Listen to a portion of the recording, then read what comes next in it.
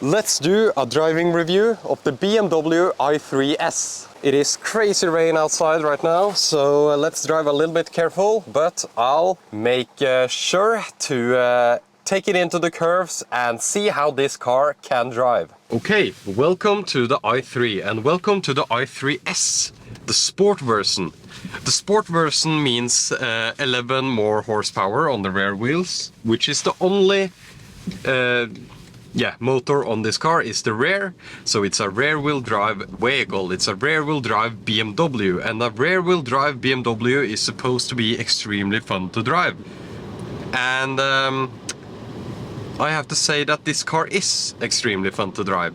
It is light, extremely light for an electric car, light in terms of normal cars as well. It's around 1300 kilograms. And we have a sport mode in this car since it's the i3S. And the sport mode gives a more aggressive throttle. And it also gives more power, like I mentioned earlier. The steering is very direct, and the steering in... it's super direct steering in the i3S. Direct steering in my terms is the feeling when you... how it handles steering input, really, for me. It's just super direct. But the car has some kind of, not body roll, but it feels like body flex. Some kind of, a little bit wobbly, I would say, after you turn. So it's not the most confidence-inspiring car in the curves. It doesn't feel like a Tesla Model 3, which is very heavy, of course, but more planted down. It feels a little bit higher up and a little bit more wobbly. And the chassis is mainly carbon fiber, and carbon fiber is supposed to be stiff, but it still gives this little wobble, I would say, in the curves. In terms of power output, it's more than enough. That's the thing I say about this car, is that it's more than enough. It's more than enough for the price. It doesn't feel slow, but of course other electric cars have more kick from zero. This one doesn't have kick from zero. It starts at around 30 kph, and then it kicks up to around 100, and after that it falls off again. So it's not the super aggressive acceleration curve that you are used to with other electric cars. But it's still fun, it's still great in terms of that. So it's still a fun car in straight line, and like I mentioned, it's direct steering, but a little bit wobble in terms of the curves. But is it fun to drive? Is it a fun car to drive? That's the most important thing. Because when you buy a car, I think it should be fun, regardless of what you buy it for. And the answer is absolutely yes. The direct steering, the short wheelbase, and the ability to place the car is still great. And with the acceleration that you get with this car, it's still like fun enough to accelerate a little bit out of the curve, and you might get a little bit slip on the rear, especially if you set the car in reduced dynamic stability control mode, like you can do. I won't do it now due to the weather conditions, but this will absolutely give you a slide on the rear, especially if it's a little bit slippery outside, and if in winter conditions you can just slide this car around, really, due to the lack of grip. And that's one thing I do like about this car, is kind of like the lack of grip in some scenarios, because it doesn't feel dangerous. It feels like a rear-wheel drive fun car. You still have the confidence that you can get back on track. You still have the confidence in the traction control system that will limit you to some degree, even if you turn it to reduced mode.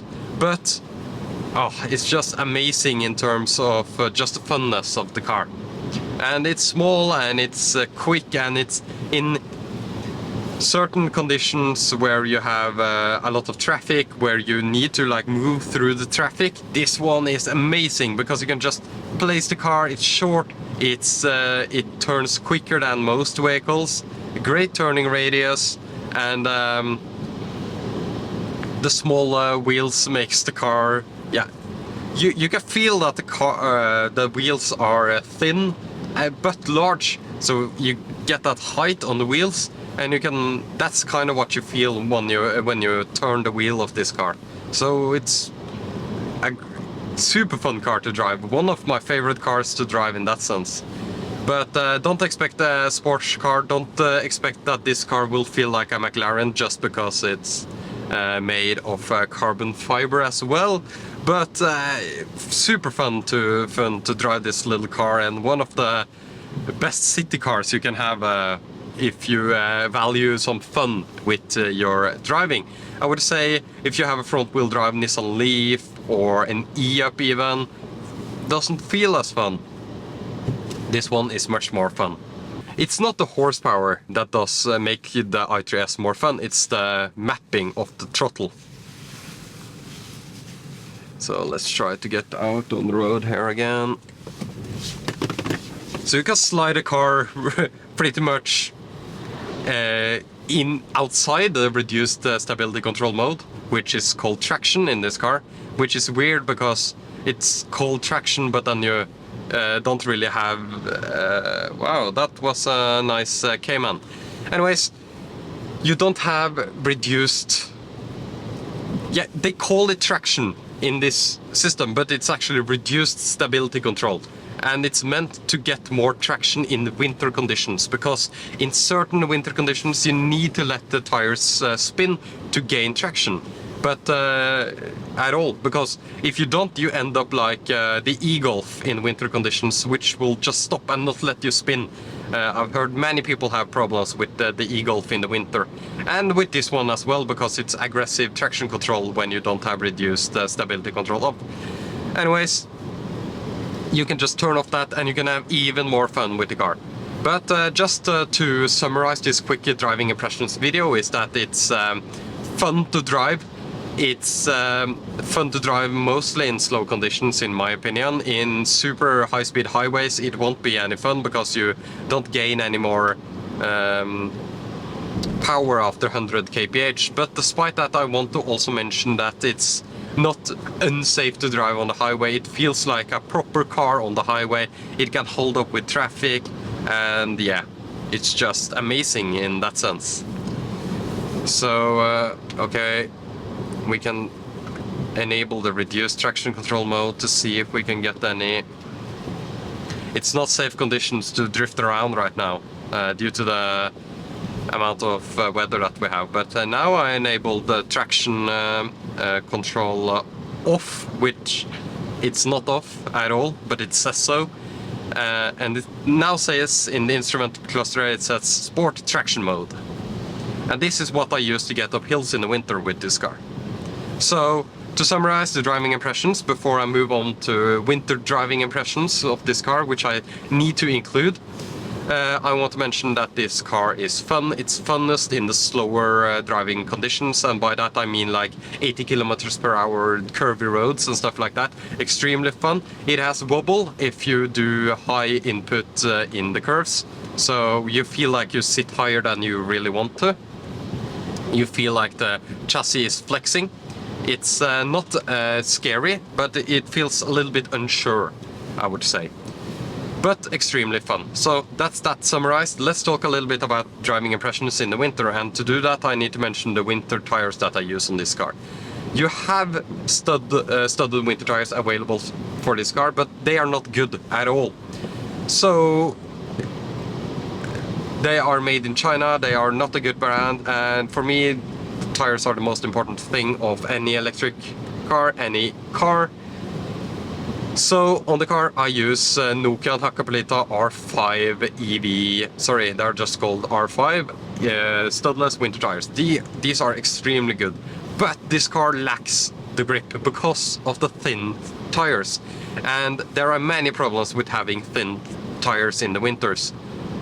You need the width to be able to reach the areas of grip.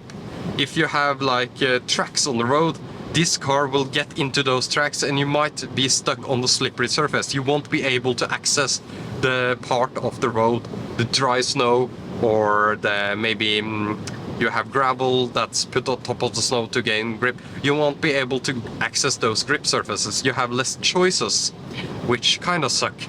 So in winter, this car is actually, it has been problematic. But as I mentioned, you can use reduced traction control mode, or DCS off, which is it's called in this car. Put it on a hotkey.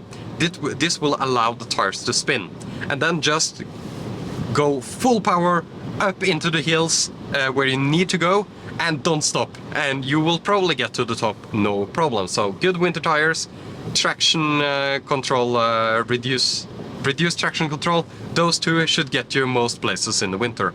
And I want to say that this car, due to the rear wheel drive, due to the lightweight and stuff like that, it's fun to drive in the winter as well. So it's in my opinion adequate winter car, but it could have been better in the winter, of course, in terms of confidence and in terms of actually getting to the place that you need. Yeah, and that's mainly climbing hills. Down braking, it doesn't really matter that much because it's lightweight. So actually, when you are driving down, it's actually a pretty good car. So when you are descending, it's a better winter car than when you are climbing. So in summary, it's not the best winter. Oh, look at all these American cars. So just in summary, this car is not the best in the winter, and many people complain. It also has strong regen, which can actually get you into slip mode when you're driving on winter conditions, when you're braking, because it's braking quite a lot. But I would say that it's a better winter car than many people wants to talk about because of the lightweight. It's adequate in the winter. In summer, it's perfect. It will go anywhere. And just in terms of driving and funness, I choose this over my Tesla Model 3 long range many times during the day, just because it's fun.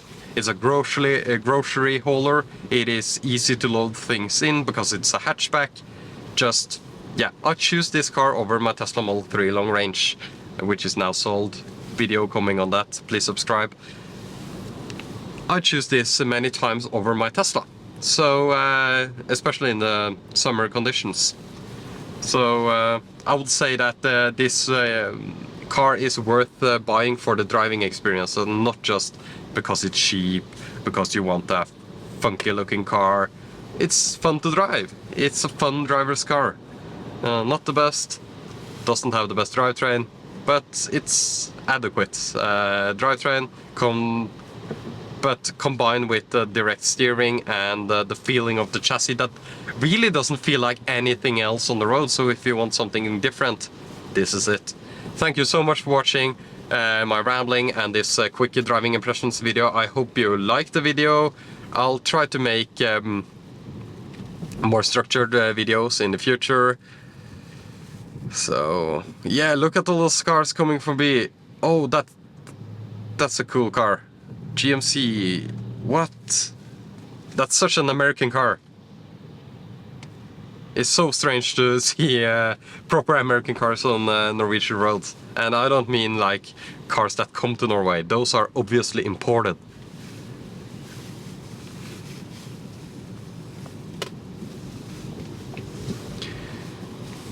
If we didn't have cars before us here, this would be some of the most fun curves you could drive, so yeah. Sorry about the rambling, and thank you for watching, and see you later.